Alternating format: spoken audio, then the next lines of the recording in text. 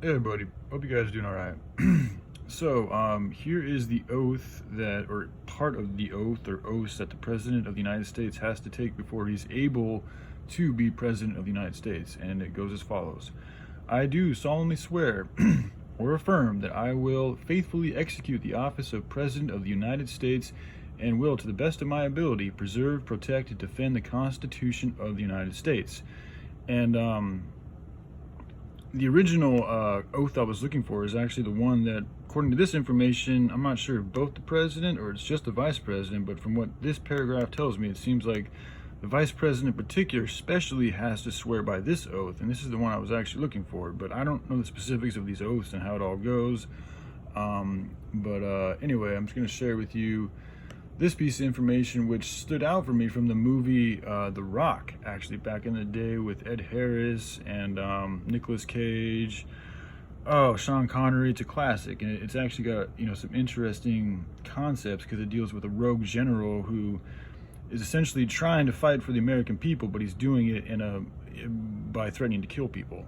Anyway, it's a good movie, but this quote was something that was brought up in the middle of the movie that really struck to my heart. And we're living in times when things like this, I'm not saying we take arms, but we need to acknowledge that the people in power may not be in power, their power may not be to help us out. It may be the exact opposite. And if that is the case, then it's up to us to identify who those people are and remove them from office, because as it says in these oaths, they're here to help defend the Constitution. So if their actions are not in accordance with the Constitution, that means that they're breaking their oath, and therefore they should be out of office.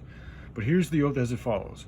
I do solemnly swear that I will support and defend the Constitution of the United States against all enemies, foreign and domestic, that I will bear true faith and allegiance to the same, that I take this obligation freely without any mental reservation or purpose or of evasion, and I will well and faithfully discharge the duties of the office on which I am about to enter. So help me God. Just to give you guys a quick little transcript from the Constitution. We, the people of the United States, in order to form a more perfect union, establish justice, ensure domestic tranquility, provide for the common defense, promote the general welfare, and secure the blessings of liberty to ourselves and our posterity, do ordain and establish the Constitution for the United States of America.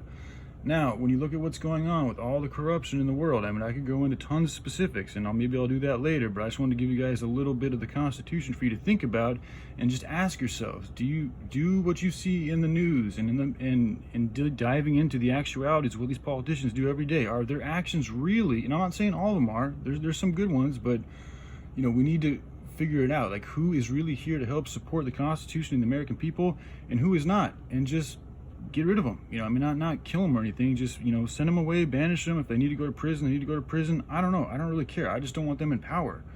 And I want the people that are truly here to help the people in power. And I think that's what America was built on.